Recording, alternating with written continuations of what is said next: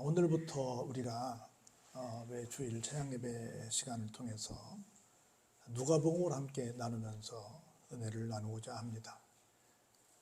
여러분들이 누가라고 하는 이름은 성경의 어떤 저자보다 훨씬 더 아마 많이 들어보지 않았을까 싶습니다. 그건 의원, 병원 이름 중에 누가 의원이 도처에 많이 있기 때문입니다. 성경 66권의 저자가 물론 성령의 감동으로 됐기 때문에 성령님이라는 건 다 알죠. 그런데 성령을 통해서 성령의 감동을 받은 사람들이 쓴 글인데 대략 한 밝혀진 사람이 한 36명 정도 되고 작자 비상까지 합치면 40여 명 정도가 됩니다. 그리고 한 1600여 년 정도 될까 그렇게 긴 세월 동안 쓰여졌는데 마치 누가 한 사람이 다 편집한 것처럼 또 어떤 순서를 갖고 한 것처럼 책이 기록되어 있는데 그건 다 성령의 역사였기 때문에 그렇다는 말씀을 드리고요. 그리고 저자들 모두는 사실은 다 유태인들인데 유일하게 이 누가만 이방인입니다. 그 이방인이 쓴 글을 우리가 볼 텐데요. 우리 전설에는 누가라는 사람을 이렇게 소개하고 있지요. 누가 부모가 어느 부잣집에 머슴을 살았습니다. 우리로 말하면 머슴은 노예는 대를 이어서 계속 그런 삶을 살아야만 되지요. 어떤 일로 누가 아버지가 세상을 뜨게 됩니다.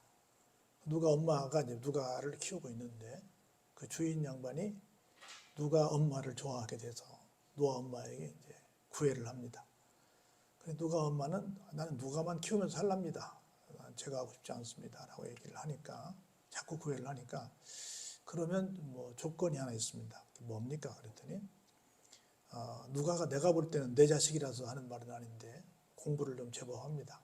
이 아이를 잘 키우면 훌륭한 사람이 될 것 같은데 이 아이를 계속 이렇게 일하는 사람으로 두지 않고 공부를 시켜서 자기 재능대로 살 수 있도록 길을 열어주시면 내가 아이를 위해서 제가 하겠습니다. 라고 얘기를 합니다. 그럼요. 당신하고 내가 결혼하면 누가도 내 아들인데 내가 키워야지요. 해서 둘이 재가를 하고 누가를 키웁니다. 공부를 잘해서 누가가 의사가 됩니다. 누가가 의사가 되고 보니까 자기도 어찌 보면 평생 일만 하고 살아야 될 그런 어떻게 보면 운명이고 우리는 뭐라고 팔자인데 큰 사랑을 입었잖아요. 그러다가 어찌어찌 이제 여러분이 아시는 바울을 만나게 됩니다. 바울을 이렇게 보니까 정말 움직이는 종합병원이에요. 얼마나 여기저기 안 아픈 데가 없는 사람이었는데 누가 좀 돌아다니면서 수발하지 않으면 좀 이렇게 의료적인 케어를 하지 않으면 이게 제대로 살 것 같은 느낌이 안 드는 거라. 그래서 늘 바울과 함께 동행하면서 바울의 좋은 동역자, 또 의료진이자 동역자인 그런 사람이 돼서 굉장히 훌륭한 일을 많이 하죠. 그래서 우리 신약성경 27권 가운데 누가복음도 쓰고 사도행전도 써서 성경의 저자도 되고 또 사도 바울에게는 정말 없어서는 안 될 중요한 인사가 됩니다. 그런 사람이 바로 누가라는 사람인데 그 누가가 어떤 일을 했는가를 살펴보는 시간을 가질 텐데요. 신약성경 앞부분에 있는 서는 우리가 일명 복음서라고 합니다. 마태복음, 마가복음, 누가복음, 요한복음, 복음 이렇게 네 권이 나오지 않습니까? 그런데 마태, 마가, 누가복음은 예수님을 사람들마다 보는 각도가 있을 거 아니에요. 또 자기가 어떤 배운 학식이랄지 자기가 갖고 있는 어떤 경력이랄지 이런 걸 통해서 다양하게 보므로 예수님에 대한 정보를 우리가 많이 여러 사람들을 통해서 알게 되는 그런 일인데 그 가운데 특별히 이방인의 눈으로 본 예수님은 어떤 분이신가를 우리에게 들려줘서 우리가 성경을 이해하는데 예수님을 이해하는데 좀 더 또 좋은 정보를 주는 그런 책이 됩니다. 그런 면에서 오늘 1절부터 우리 좀 볼 텐데요. 잘 아시는 것처럼 여기 데오빌로라고 하는 이 각하에게 각하란 말은 사실은 좋은 말은 아닌데요. 우리가 옛날에 각하, 폐하, 왕 이런 식으로 해서 그 나라의 최고 통수권자의 이름이 많이 있었잖아요. 각이라고 하는 건 여러분들이 아마 쉽게 말하면 무슨 예를 들어서 무슨 각 큰 이렇게 기와집으로 잘 지은 집 쪽은 집이라 그러잖아요. 누각 얘기할 때 각. 그래서 높은 사람이 있는 곳을 각이라고 하잖아요. 그 높은 집에 살고 있는 어떤 사람이란 뜻이야. 각하란 말이 일본식 어떤 문화인데 현재 우리가 쓰는 문화는 아닙니다. 폐하 이런 것도 다 그런 건물을 갖고 얘기하는 것들인데 참고로 영어로 대통령이 뭐죠? President라고 해요. PRE. PRE는 우리말로 말하면 앞에란 뜻이거든요. 뒤에 있는 말은 회의란 뜻이에요. 앞에서 회의를 이끌어가는 사람. 우리로 말하면 의장이라는 뜻이에요. President가 그런 뜻인데 여기는 건물로 봐서 어떤 권위적인 그런 걸 말하죠. 그런데 서양의 대표의 성격은 사람들의 의견을 모아서 그걸 다수결을 결정해서 모든 사람은 아니지만 많은 사람들이 공감하는 어떤 일들을 끌어가는 어떤 대표를 가리켜서 프레지던트라고 합니다. 대통령이라고 하는데 우리는 그렇게 말하지 않고 어떤 권위적인 내 마음대로 어떤 전제군주라고 그러는데 내 마음대로 어떤 걸 할 수 있는 그런 입장을 말하는데 그런 입장에서는 지금은 없어진 말인데 우리 옛날에는 뭐 대통령 각하 그랬잖아요. 지금은 그렇게 쓰지 않고 그냥 대통령을 뭐라고 불러요? 대부분 VIP라고 부릅니다. VIP는 뭐예요? Very important person에서 매우 중요한 사람, 영어에 매우 중요한 사람 앞자를 따서 very가 매우 important, 중요한 person 사람이니까 그렇게 부르는 걸로 돼서 지금은 그렇게 계급으로 부르지 않는 세상이 됐습니다. 근데 옛날 어떤 독재시대에는 각하라고 불렀지 않습니까? 그런 맥락에서 어떤 일정한 어떤 사회적인 신분을 가진 사람을 가리켜서 각하라고 한다. 그렇게 볼 때 데오빌로라고 하는 사람은 상당히 로마의 고관 대작이었다 하는 걸 알 수 있습니다. 그런 사람이 뭐 대통령은 아니었고요. 데오빌로라는 말은 우리말로 말하면 하나님의 친구라는 뜻입니다.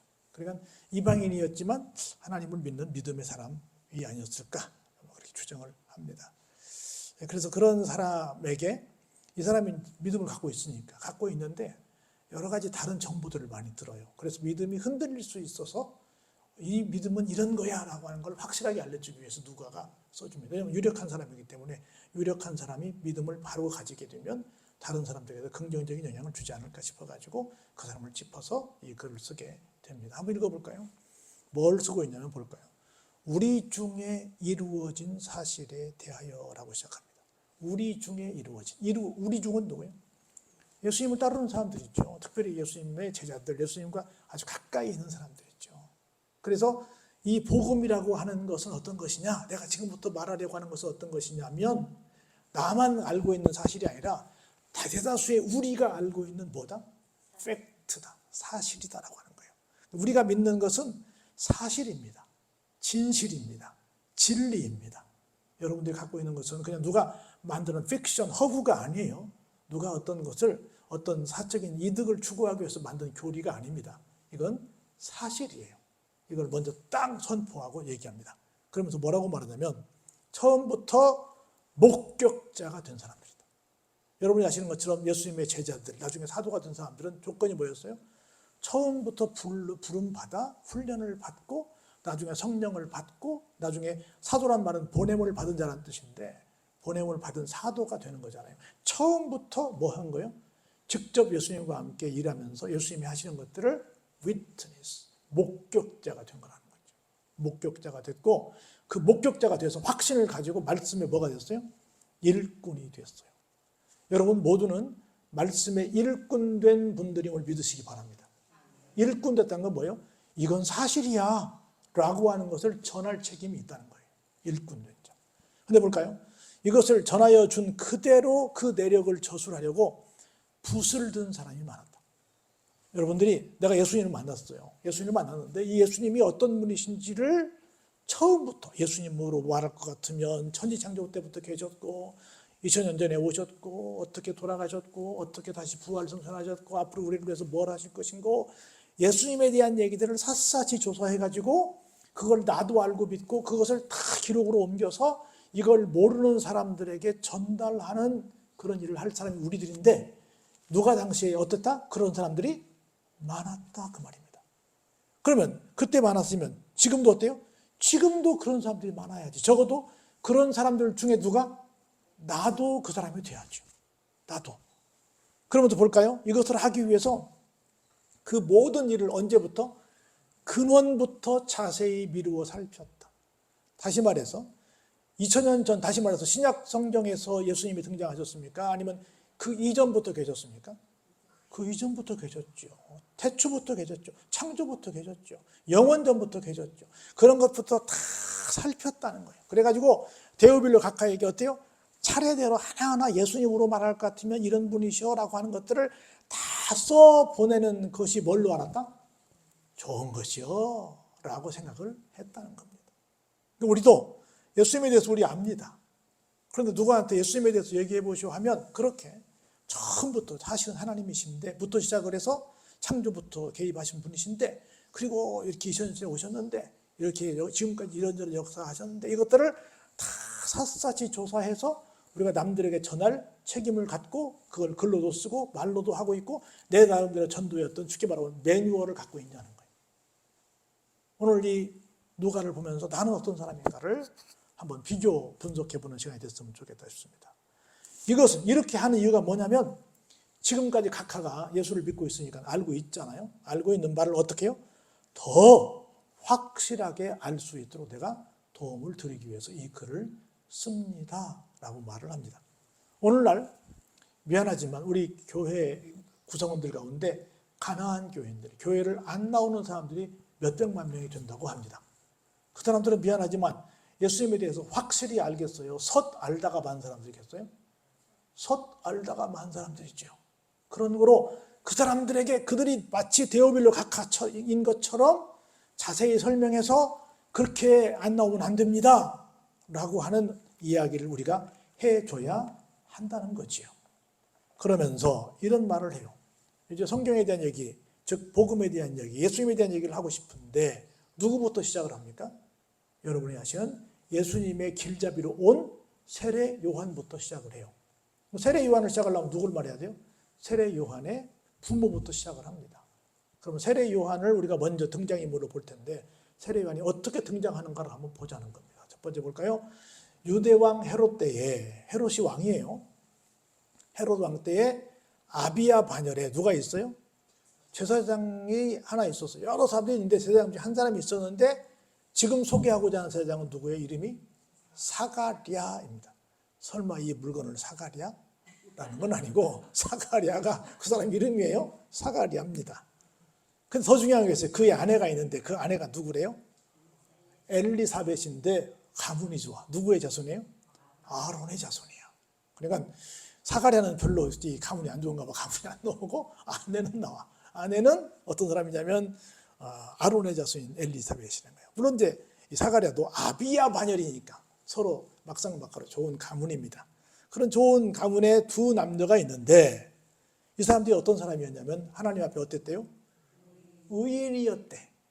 뭘 두고 의인이라고 말했냐 보니까 주의 모든 계명과 규례대로 어찌요? 흠이 없이 행하더라. 우리 아침에 봤지 않습니까? 하나님의 모든 명령을 준행하는 사람. 그 사람이요. 이 사람이 보니까 이 두 양반이 아침에 얘기했던 그런 말씀을 순종하는 명령을 알고 순종하는 사람이었다는 거예요. 두 사람이. 사랑하는 성도 여러분, 하나님 앞에 내가 어떤 좀 흠이 있고 약점이 있더라도 그런 걸 굴하지 않고 성실하게 이 사람들처럼 지내는 것은 하나님께서 귀하게 보시고 그 사람들이야말로 의인이다라고 말을 합니다. 여러분, 우리 음악의 아버지, 음악의 대가 그러면 누굴 말해요? 바하 이렇게 말해요. 바하. 바하는 원래 그 라이프치히에 있는 성 토마스 교회의 오르가니스트였습니다. 우리 말하면 반주자였습니다. 이 사람은 주일마다 그 설교에 맞는 새로운 성가를 만드는 일을 하는 사람이었는데 반주하면서 열심히 만들었습니다. 그런데 굉장히 많은 곡을 만들었는데 아무도 그 곡을 알아봐 주는 이가 없는 거예요. 그래서 꾸준하게 만들었습니다. 그러다가 나중에 이 양반이 265개의 오르간 곡과 263개의 합창곡과 162개의 피아노 곡과 그 이외에 수백 개의 오르간 곡들은 전 세계의 사람들이 아주 정말 좋아하는 그런 음악이 되고 만 거예요. 어떻게 했더니 자기가 하는 일에 누가 안 알아봐도 교회에서 할 일을 충실히 했더니. 그래서 바울도 그런 말을 해요. 맡은 자들에게 구할 것은 뭐다? 충성이다. 그건 뭐예요? 누가 알아봐주든 알아봐 주지 않든 내 여건에 어떤 어려움이 있든 없든 간에 내가 할 일을 성실히 하는 성실맨이 되니까 하나님이 쓰신 거예요. 이 순양반에게 이따가 나오겠지만 나이가 많아서 아기를 못 갖는 아픔이 있잖아요. 그럴지라도 성실하게 제단에서 자기의 사명을 감당했던 사람이 바로 이 두 레위였어요. 특별히 사가랴라고 하는 제사장이었습니다. 나중에 세례 요한의 아버지가 되는 사람이 된 겁니다. 볼까요? 엘리사벳이 사가랴의 아내입니다. 가문도 좋고 대단한 사람인데 잉태를 못함으로 그들에게 뭐가 없어요? 자식이 없어요. 또 안타까운 건 어때요? 두 사람 다 어때요? 나이가 많아서 앞으로 아기를 가질 확률이 없는 상태가 된 거라. 그런 아주 안타까운 상태임에도 불구하고 그런 거 탓하지 않고 최선을 다해서 나에게 맡겨진 일을 감당하고 있는 모습을 볼 수 있습니다. 어느 날 사가랴가 반열의 차례대로 하나님 앞에 나가서 제사장의 직무를 행하게 될 때가 됐어요. 근데 여기 재밌는 말씀이 있어요. 제사장의 전례를 따라 제비를 뽑아 주의 성전에 들어가 분향하고 그랬어요. 나는 얼른 생각할 때 제사장들이 여럿이 있으니까 자기들끼리 순서를 짜가지고 이번 주는 이 제사장이 하고 다음 주는 저 제사장이 하고 그 다음 주는 저 제사장이 하고 이렇게 해서 순서대로 맡아가지고 하면 좋을 것 같아. 근데 그렇게 하지 않고 매번 분향할 때마다 어떻게 했어요? 제비를 뽑아서 하나님이 그날 오늘은 네가 이걸 해라 라고 하는 사람에게 그 일을 맡긴 거예요. 그렇게 가서 직으로 예배를 인도한 거예요. 그래가지고 성전에 들어가서 이제 분향을 하는 거예요. 근데 그 분향하는 시간에 모든 성도들은 뭐 했습니까? 다 밖에서 제사장을 위해서 들어가서 그날 담당하는 그 제사장을 위해서 뭐 해줬어요? 기도하고 있었습니다. 사랑하는 성도 여러분, 주의종이 예배를 준비하고 진행하고 이렇게 하는 동안 여러분들은 뭐 해줘야 돼요? 기도해 줘야 돼요. 여러분들이 처음에 교회 오시면 뭐 하셔야 되냐면 먼저 앉아서 기도해야 됩니다. 하나님 오늘도 여기 잘 오게 해주셔서 감사합니다. 앉고 보니 제가 여기 오기 전까지 여러 가지 하나님 앞에 부족한 면이 많이 있었네요. 제 죄를 용서해 주세요. 그럼 오늘 제가 예배를 드리러 왔는데 예배 시간에 은혜 받게 해주세요. 특별히 오늘 예배를 준비하는 목사님에게 새 힘을 주세요. 그리고 오늘 찬양하는 찬양대에게도 은혜를 주시고 오늘 또 맛있는 밥도 줄 텐데 수방에서 수고하는 분들에게도 은혜를 주시고 오늘 끝나고 나서 또 이런저런 일도 할 텐데 그런 분들에게 힘을 주셔서 오늘 하루가 모두 즐겁고 행복한 주일이 되게 해주세요. 그리고 내가 할 일도 잘 충실하게 성실하게 기쁘게 잘 감당하게 해주세요. 오늘 하루를 하나님께 맡깁니다. 예수님 이름으로 기도합니다. 라고 기도하고 하루를 시작해야 되는 거예요. 주일 보시면 그렇게 해야 되는데 그렇게 여러분들이 기도하시는 그 기도 속에 뭐가 있어야 된다? 오늘 예배를 인도하는 목사를 위한 기도가 있어요. 여러분들 대표기도를 시켜도 여러분 그 속에 예배를 인도하는 인도자를 위한 기도가 있어야 한다는 거라. 물론 저도 여러분들 위해 기도하지만 그런 시간이 있어야 되는 거라. 그리고 여기서 제사장에 가서 인도를 하는 동안 백성들은 뭐 했어요? 기도했어요. 계속 기도했습니다. 그렇게 이제 사가랴 선지자 제사장은 와서 예배를 이제 제사를 지내고 있고 밖에서 백성들은 기도하고 있는데 이런 일이 생겼어요. 누가 나타났습니까? 주의 사자가 나타났습니다. 누가 나타났어요? 천사가 나타난 거지. 어디에 서 있어요? 향단. 지금 향을 지금 이렇게 피우는데 향단 우편에 서 있는 거야. 깜짝 놀랐죠? 사가랴가 깜짝 놀라가지고 놀라면서 무서워합니다. 그러더니 천사가 말합니다. 그에게 이르되 사가랴야 뭐 하지 마라? 무서워하지 말라. 내가 여기 온 이유가 있다. 뭐가 있다고요? 너의 간구함이 들렸다. 그래도 마음으로는 사실은 우리 두 내외가 나이가 많아서 아기를 가질 수는 없지만 그래도 하나님이 아기 하나 주셨으면 좋겠어요 라고 하는 기도를 한 거라. 그래서 네가 기도하는 그 기도 소리를 하나님이 들으셔서 나를 여기에 보내셨단다. 그러면서 뭐라고 말씀하세요? 너의 아내, 너도 나이도 많고 내 아내도 나이가 많지만 너의 아내 누가? 엘리사벳이 아기를 낳을 거야. 그것도 누구를 낳을 거야? 네가 그렇게 기다리는 아들을 낳을 거야. 아들을 낳을 거니까 이름을 뭐라고 지어라? 요한이라고 지어라. 아이고, 성별도 미리 알려주고 이거 법 위반인데 성별도 알려주고 이름까지 알려줍니다. 그렇게 해서 세례 요한이 나게 되는 거예요. 사랑하는 성도 여러분, 뭐 했더니? 기도했더니, 포기하지 않았다니. 내가 비록 아기를 못 가진 그런 아픔이 있지만 성실하게 내가 해야 될 일을 주의 전에서 감당했더니, 그리고 나이가 많아서 가능성이 희박하긴 하지만 그래도 계속 기도했더니 하나님께서 그렇게 응답해 주신 겁니다. 여러분, 유럽의 유명한 그 위대한 장군이 여럿인데 그중에 뭐 빼놓을 수 없다고 한다면 나폴레옹일 거예요.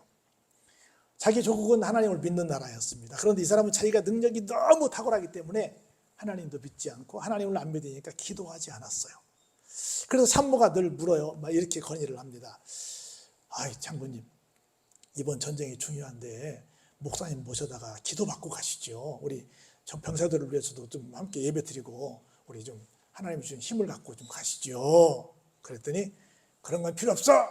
전쟁은 내가 하는 거야. 하나님이 하시는 게 아니야. 그러면서 그 유명한 말을 합니다. 내 사전에는 불가능이란 없다. 우리는 그 말을 멋있게 생각하지요. 그런데 굉장히 교만한 말이야. 부관이 와가지고 예배드리러 가시죠. 목사님 기도받고 가시죠. 그랬더니 아니야. 내가 싸우지 하나님이 싸우냐. 내 사전에는 불가능이 없어. 전쟁과 하나님과는 관계없어. 이렇게 말했습니다.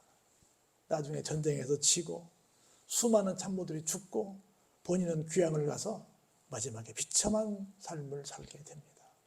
뭘 안 했더니? 기도하지 않았더니. 또 한 명의 유명한 유럽의 장군이 있어요. 여러분 잘 아시는 영국의 해군 제독인 넬슨 제독이 있습니다. 이 사람은 늘 기도하는 사람이었어요. 이 양반의 그 성경 가운데 자기가 이걸 요절이라고 믿었던 한 구절이 있는데요. 시편 127편 1절입니다. 여호와께서 집을 세우지 아니하시면 세우는 자의 수고가 헛되며 여호와께서 성을 지키지 아니하시면 파수꾼의 경성함이 허사로다. 이 말씀이 이 양반의 성경의 요절이야. 언제나 하나님 앞에 먼저 기도합니다. 특별히 전쟁이 일어나도 전쟁에 나갈 터에는 가판 위에서 군목과 함께 그 장군이 무릎을 꿇고 기도합니다. 항상 기도함으로 나라를 건져냈습니다.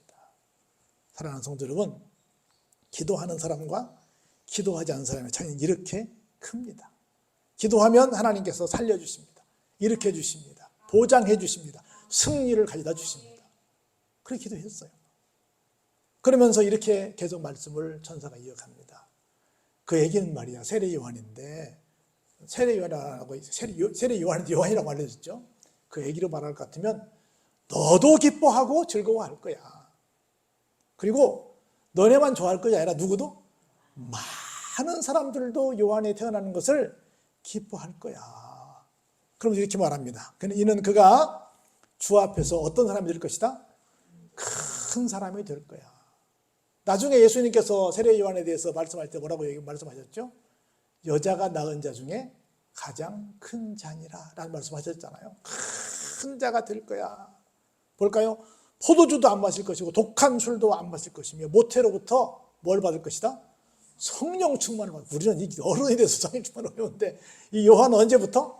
엄마 뱃속에서부터 성령 충만한 사람이었어요. 성령 충만을 받아서 어떤 사람이 될 거라고요? 같이 한번 보실까요? 이스라엘 자손을 주 곧 그들의 하나님께로 많이 돌아오게 할 사람이다. 할렐루야. 왜 큰 자라고요? 많은 사람들을 하나님께로 돌아오게 하는 사람이기 때문에. 어떤 사람이 큰 사람이에요?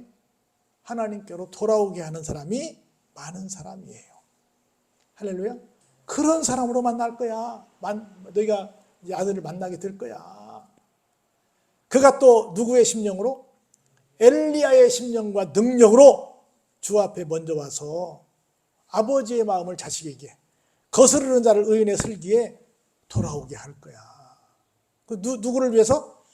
예수님을 위해서 세운 백성을 준비하는 멋쟁이 중에 멋쟁이가 될 거야. 그런 아들을 네가 낳을 거야. 어떻게 했더니 네가 포기하지 않고 성실하게 너에 맡겨진 일을 감당하면서 기도했더니. 그러면서 세례 요한이 먼저 등장을 하는 말씀이 누가복음이 됩니다. 이 얘기부터 자세하게 알려주면서 세례 요한이 그토록 이렇게 훌륭한 세례 요한이 누구를 안내하는 줄 아냐? 진짜 우리가 만나야 될 예수님을 안내하는 거야 라는 얘기를 이제 펼쳐갈 거예요. 오늘은 여기까지만 볼 겁니다. 사랑하는 성도 여러분, 우리는 어떤 삶을 살아야 될까요? 하나님 앞에서 정말 이 두 내외처럼 신실한 삶을 살아야 될 줄로 믿습니다. 그리고 우리 중에 이루어진 사실에 대해서 우리도 막 누가처럼 막 자세히 기록해가지고 자세히 조사해가지고 알리고자 그렇게 노력하는 성도가 되어야 될 줄로 믿습니다. 그냥 막연하게 나만 알고 끝나는 것이 아니라 내가 알려줄 수 있을 만큼 내가 글로 써서 또는 요약해서 말할 정도로 그 정도 실력을 갖자 그 말입니다. 그런 우리 믿음으로 말미암아 우리의 노력으로 말미암아 우리 때문에 수많은 영혼들이 하나님께로 돌아와서 우리도 세례 요한처럼 큰 자라고 하는 소리를 듣는 귀한 삶을 사시기를 주의 이름으로 축원합니다.